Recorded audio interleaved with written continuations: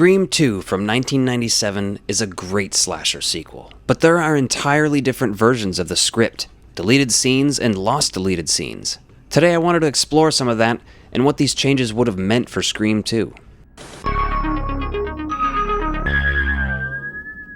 So first I want to talk about the deleted scenes that are included with the Blu-ray release.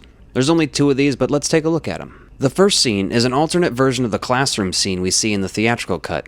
What happened in that theater is clearly a result of the movie itself. That is so moral majority. This version was the earlier shot version. It has a different actor portraying the teacher, it doesn't include Cece, and it has a fair amount of additional dialogue. The killer wore a ghost mask just like in the movie. It's directly responsible. Oh, yeah? In this version, there's different students, obviously.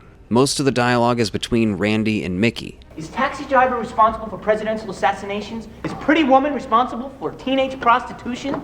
Do you blame Meatballs for bad camp counselors? When they're talking about Stab and killers being inspired by movies, Randy explains how he lived through this, so he's the authority on the subject. I think after having lived through this and done extensive research on the subject matter, I think it's safe to say that the killer flew way over the cuckoo's nest before he stepped into the movie theater. He has a bit of an interesting new monologue, and I like it. I like the setting of a theater a little bit better than the traditional classroom as well. Eventually, the dialogue shifts to being mostly the same in the scene. Sarah Connor. Yes. What about The Godfather Part 2? And like I said, it's more of an alternate version of this scene. Before they did reshoots, but there is enough going on here to make it worth checking out.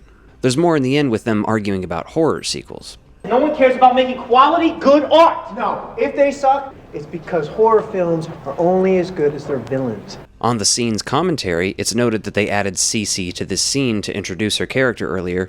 They also note that they reshot this scene because it makes it too obvious that Mickey's the killer. Like, there's something wrong with this guy in this scene, and it's very obvious. Then you have the deleted dorm room scene.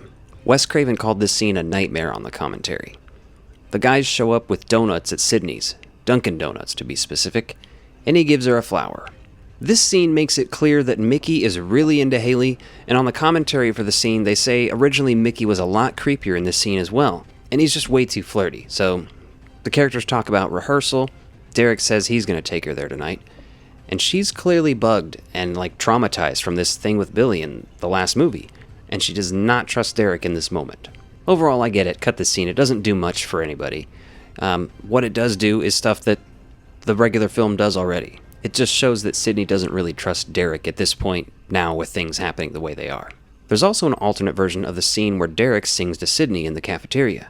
Somebody once told me the world is gonna roll me. I ain't the sharpest tool in the shed. Just kidding, I made that up. I just wanted to make sure you're still paying attention. Now you may or may not be already aware that Scream 2 had a trailer that featured a deleted scene. Or rather, a deleted line. When Dewey and Randy are sitting down talking about the rules, he gives a third rule that's different from the movie.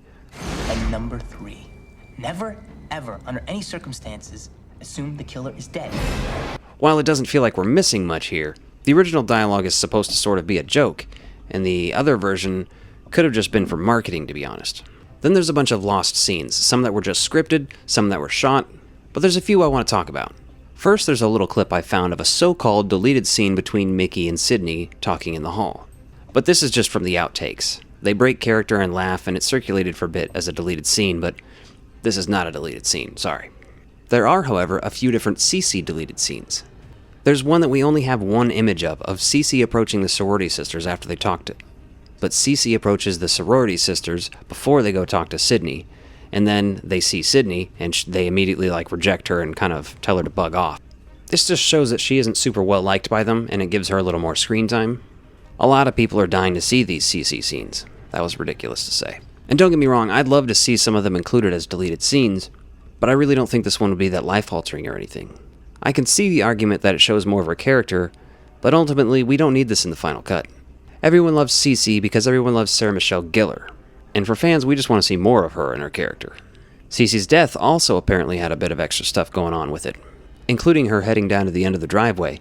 There's at least one photo circling of this as well. Now this part wasn't filmed, but I thought it was interesting. In an early draft, Randy was supposed to return as Gale's cameraman, which was later reused in concept for Scream 7.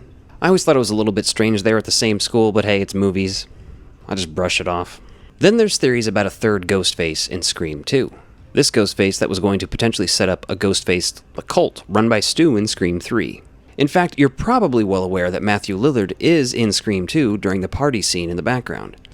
There are images of a Ghostface in a tower, just posing for the camera. Now this one's controversial. Some have said they saw these used as promo images back online in 1997. Others say it's a fan taking photos.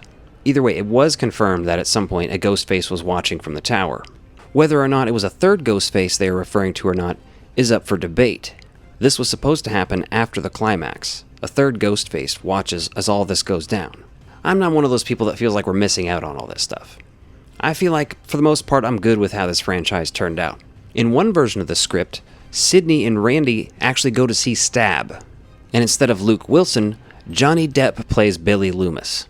That's right, the script called for Johnny Depp to portray Billy Loomis in Stab. In the scene, Sidney would be traumatized by the climax of the film and have to exit the theater. This is something I think a lot of us fans have thought about. Would Randy and Sidney have gone to go see this movie?